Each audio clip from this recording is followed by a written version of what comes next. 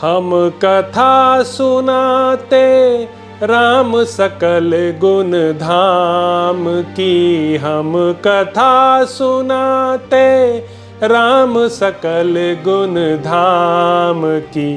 ये रामायण है पुण्य कथा श्री राम की। ये रामायण है पुण्य कथा श्री राम की। जम्बूदीपे भरत खंडे आर्यावर्ते भारत वर्षे। एक नगरी है विख्यात अयोध्या नाम की। यह जन्म भूमि है परम पूज्य श्री राम की। यह जन्म भूमि है परम पूज्य श्री राम की। यह रामायण है पुण्य कथा श्री राम की। यह रामायण है पुण्य कथा श्री राम की। श्री सीताराम चंद्राभ्याम नमः। श्रीमद् वाल्मीकीय रामायण भारत का स्वर्णिम महाकाव्य बालकांड। 76वां सर्ग। श्री राम का वैष्णव धनुष को चढ़ाकर अमोघ बाण के द्वारा परशुराम के तप प्राप्त पुण्यलोकों का नाश करना तथा परशुराम का महेंद्र पर्वत को लौट जाना। दशरथ नंदन श्री रामचंद्र जी अपने पिता के गौरव का ध्यान रखकर संकोचवश वहां कुछ बोल नहीं रहे थे, परंतु जमदग्नि कुमार परशुराम जी की उपर्युक्त बात सुनकर उस समय वे मौन न रह सके। उन्होंने परशुराम जी से कहा, भृगुनंदन ब्राह्मण, आपने पिता के ऋण से उऋण होने की, पिता के मारने वाले का वध करके वैर का बदला चुकाने की भावना लेकर जो क्षत्रिय संहार रूपी कर्म किया है, उसे मैंने है सुना और हम लोग आपके उस कर्म का अनुमोदन भी करते हैं, क्योंकि वीर पुरुष वैर का प्रतिशोध लेते ही हैं। भार्गव, मैं क्षत्रिय धर्म से युक्त हूँ, इसीलिए आप ब्राह्मण देवता के समक्ष विनीत रहकर बोल नहीं रहा हूँ, तो भी आप मुझे पराक्रमहीन और असमर्थ सा मानकर मेरा तिरस्कार कर रहे हैं। अच्छा, अब मेरा तेज और पराक्रम देखिए। कुछ ऐसा कहकर शीघ्र पराक्रम करने वाले श्री रामचंद्र जी ने कुपित हो परशुराम जी के हाथ से वह उत्तम धनुष और बाण ले लिया, साथ ही उनसे अपनी वैष्णवी शक्ति को भी वापस ले लिया।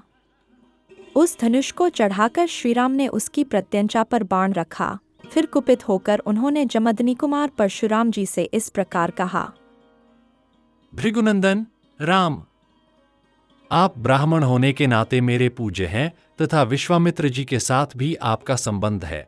इन सब कारणों से मैं इस प्राण संहारक बाण को आपके शरीर पर नहीं छोड़ सकता। राम, मेरा विचार है कि आपको जो सर्वत्र शीघ्रतापूर्वक आने जाने की शक्ति प्राप्त हुई है, उसे अथवा आपने अपने तपोबल से जिन अनुपम पुण्यलोकों को प्राप्त किया है, उन्हीं को नष्ट कर डालूं, क्योंकि अपने पराक्रम से विपक्षी के बल के घमंड को चूर कर देने वाला यह दिव्य वैष्णव बाण, जो शत्रुओं की नगरी पर विजय दिलाने वाला है, कभी निष्फल नहीं जाता है। उस समय उस उत्तम धनुष और बाण को धारण करके खड़े हुए श्री रामचंद्र जी को देखने के लिए संपूर्ण देवता और ऋषि ब्रह्मा जी को आगे करके वहां एकत्र हो गए। गंधर्व, अप्सराएं, सिद्ध, चारण, किन्नर, यक्ष, राक्षस और नाग भी उस अत्यंत अद्भुत दृश्य को देखने के लिए वहां आ पहुंचे। जब श्री रामचंद्र जी ने वह श्रेष्ठ धनुष हाथ में ले लिया, उस समय सब लोग आश्चर्य से जड़वत हो गए। परशुराम जी का वैष्णव तेज निकलकर श्री रामचंद्र जी में मिल गया। इसलिए वीर्यहीन हुए जमदग्नि कुमार राम ने दशरथ नंदन श्री राम की ओर देखा। तेज निकल जाने से वीर्यहीन हो जाने के कारण जड़वत बने हुए जमदग्नि कुमार परशुराम ने कमलनयन श्री राम से धीरे धीरे कहा, रघुनंदन, पूर्व काल में मैंने कश्यप जी को जब यह पृथ्वी दान की थी, तब उन्होंने मुझसे कहा था कि तुम्हें मेरे राज्य में नहीं रहना चाहिए। ककुत्स्थ कुल नंदन, तभी से अपने गुरु कश्यप जी की इस आज्ञा का पालन करता हुआ मैं कभी रात में पृथ्वी पर नहीं निवास करता हूँ, क्योंकि यह बात सर्वविदित है कि मैंने कश्यप के सामने रात को पृथ्वी पर न रहने की प्रतिज्ञा कर रखी है। इसलिए वीर राघव, आप मेरी इस गमन शक्ति को नष्ट न करें। मैं मन के समान वेग से अभी महेंद्र नामक श्रेष्ठ पर्वत पर चला जाऊंगा। परंतु श्री राम, मैंने अपनी तपस्या से जिन अनुपम लोकों पर विजय पाई है, उन्हीं को आप इस श्रेष्ठ बाण से नष्ट कर दें। अब इसमें विलंब नहीं होना चाहिए। शत्रुओं को संताप देने वाले वीर, आपने जो इस धनुष को चढ़ा दिया, इससे मुझे निश्चित रूप से ज्ञात हो गया कि आप मधु दैत्य को मारने वाले अविनाशी देवेश्वर विष्णु हैं। आपका कल्याण हो। ये सब देवता एकत्र होकर आपकी ओर देख रहे हैं। आपके कर्म अनुपम हैं। युद्ध में आपका सामना करने वाला दूसरा कोई नहीं है। ककुत्स्थ कुलभूषण, आपके सामने जो मेरी असमर्थता प्रकट हुई, यह मेरे लिए लज्जाजनक नहीं हो सकती, क्योंकि आप त्रिलोकीनाथ श्रीहरि ने मुझे पराजित किया है। उत्तम व्रत का पालन करने वाले श्री राम, अब आप अपना अनुपम बाण छोड़िए। इसके छूटने के बाद ही मैं श्रेष्ठ महेंद्र पर्वत पर जाऊंगा। जमदग्नि परशुराम जी के ऐसा कहने पर प्रतापी दशरथ नंदन श्रीमान रामचंद्र जी ने वह उत्तम बाण छोड़ दिया। अपनी तपस्या द्वारा उपार्जित किए हुए पुण्यलोकों को श्री रामचंद्र जी के चलाए हुए उस बाण से नष्ट हुआ देखकर परशुराम जी शीघ्र ही उत्तम महेंद्र पर्वत पर चले गए। उनके जाते ही समस्त दिशाओं तथा उपदिशाओं का अंधकार दूर हो गया। उस समय ऋषियों सहित देवता उत्तम आयुधारी श्रीराम की भूरी भूरी प्रशंसा करने लगे। तदंतर दशरथ नंदन श्रीराम ने जमदग्नि कुमार परशुराम का पूजन किया। उनसे पूजित हो प्रभावशाली परशुराम दशरथ कुमार श्रीराम की परिक्रमा करके अपने स्थान को चले गए। 77वां सर्ग।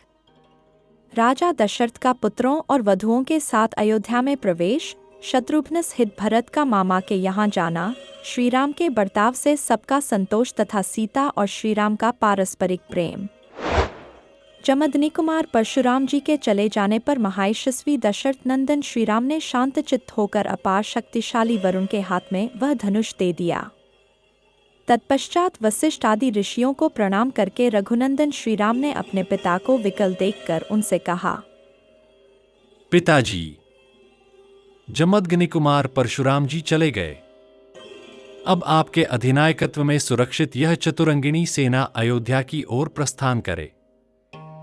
श्रीराम का यह वचन सुनकर राजा दशरथ ने अपने पुत्र रघुनाथ जी को दोनों भुजाओं से खींचकर छाती से लगा लिया और उनका मस्तक सूंघा।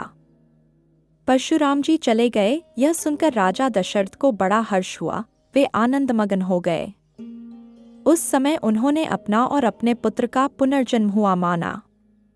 तदंतर उन्होंने सेना को नगर की ओर कूच करने की आज्ञा दी और वहां से चलकर बड़ी शीघ्रता के साथ वे अयोध्यापुरी में जा पहुंचे। उस समय उस पुरी में सब ओर ध्वजा पताकाएं फहरा रही थीं। सजावट से नगर की रमणीयता बढ़ गई थी और भांति भांति के वाद्यों की ध्वनि से सारी अयोध्या गूंज उठी थी। सड़कों पर जल का छिड़काव हुआ था, जिससे पुरी की सुरम्य शोभा बढ़ गई थी। यत्र तत्र ढेर के ढेर फूल बिखेरे गए थे। पूर्वासी मनुष्य हाथों में मांगलिक वस्तुएं लेकर राजा के प्रवेश मार्ग पर प्रसन्नमुख होकर खड़े थे। इन सबसे भरी पूरी तथा भारी जन समुदाय से अलंकृत हुई अयोध्यापुरी में राजा ने प्रवेश किया। नागरिकों तथा पूर्वासी ब्राह्मणों ने दूर तक आगे जाकर महाराज की अगवानी की थी। अपने कांतिमान पुत्रों के साथ महायशस्वी श्रीमान राजा दशरथ ने अपने प्रिय राजभवन में, जो हिमालय के समान सुंदर एवं गगनचुंबी था, प्रवेश किया। राजमहल में स्वजनों द्वारा मनोवांछित वस्तुओं से परम पूजित हो राजा दशरथ ने बड़े आनंद का अनुभव किया। महारानी कौसल्या, सुमित्रा, सुंदर कटि प्रदेश वाली कैकेयी तथा जो अन्य राजबंतियां थीं, वे सब बहुओं को उतारने के कार्य में जुट गईं। तदंतर राजपरिवार की उन स्त्रियों ने परम सौभाग्यवती सीता, यशस्विनी उर्मिला तथा कुशध्वज की दोनों कन्याओं मांडवी और श्रुतकीर्ति को सवारी से उतारा और मंगल गीत गाती हुई सब वधुओं को घर में ले गईं। वे प्रवेशकालिक होमकर्म से सुशोभित तथा रेशमी साड़ियों से अलंकृत थीं। उन सबने देव मंदिरों में ले जाकर उन बहुओं से देवताओं का पूजन करवाया। तदंतर नववधू रूप में आई हुई उन सभी राजकुमारियों ने वंदनीय साससुर आदि के चरणों में प्रणाम किया और अपने अपने पति के साथ एकांत में रहकर वे सब की सब बड़े आनंद से समय व्यतीत करने लगीं। श्री राम आदि पुरुष श्रेष्ठ चारों भाई अस्त्र विद्या में निपुण और विवाहित होकर धन और मित्रों के साथ रहते हुए पिता की सेवा करने लगे। कुछ काल के बाद रघुकुलंदन राजा दशरथ ने अपने पुत्र कैकेयी कुमार भरत से कहा, बेटा, ये तुम्हारे मामा के राजकुमार वीर युधाजित तुम्हें लेने के लिए आए हैं और कई दिनों से यहाँ ठहरे हुए हैं। दशरथ जी की यह बात सुनकर कैकेयी कुमार भरत ने उस समय शत्रुघ्न के साथ मामा के यहाँ जाने का विचार किया। वे नरश्रेष्ठ शूरवीर भरत अपने पिता राजा दशरथ, अनायास ही महान कर्म करने वाले श्री राम तथा सभी माताओं से पूछकर उनकी आज्ञा ले शत्रुघ्न स्थित वहां से चल दिए। शत्रुघ्न स्थित भरत को साथ लेकर वीर युधाजित ने बड़े हर्ष के साथ अपने नगर में प्रवेश किया।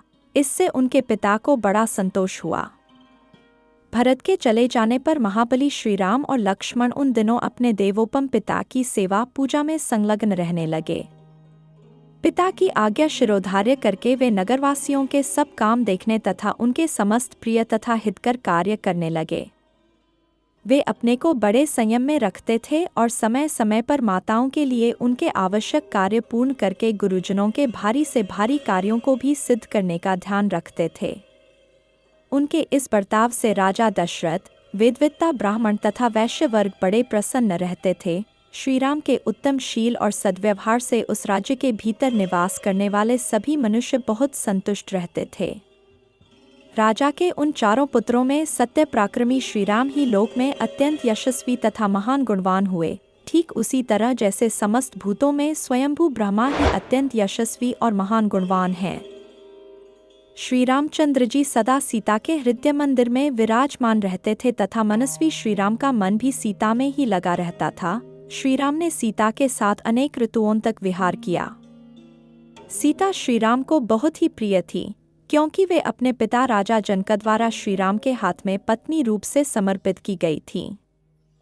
सीता के पातिव्रत्य आदि गुण से तथा उनके सौंदर्य गुण से भी श्रीराम का उनके प्रति अधिकाधिक प्रेम बढ़ता रहता था। इसी प्रकार सीता के हृदय में भी उनके पति श्रीराम अपने गुण और सौंदर्य के कारण द्विगुण प्रीतिपात्र बनकर रहते थे। जनक नंदिनी मिथिलेश कुमारी सीता श्रीराम के हार्दिक अभिप्राय को भी अपने हृदय से ही और अधिक रूप से जान लेती थी तथा स्पष्ट रूप से बता भी देती थीं। वे रूप में देवांगनाओं के समान थीं और मूर्तिमती लक्ष्मी सी प्रतीत होती थीं। श्रेष्ठ राजकुमारी सीता श्रीराम की ही कामना रखती थी और श्रीराम भी एकमात्र उन्हीं को चाहते थे। जैसे लक्ष्मी के साथ देवेश्वर भगवान विष्णु की शोभा होती है, उसी प्रकार उन सीता देवी के साथ राजर्षि दशरथ कुमार श्रीराम परम प्रसन्न रहकर बड़ी शोभा पाने लगे। इस प्रकार श्री वाल्मीकि निर्मित आर्ष रामायण आदि काव्य के बालकांड में 77वां सर्ग पूरा हुआ। बालकांड समाप्त।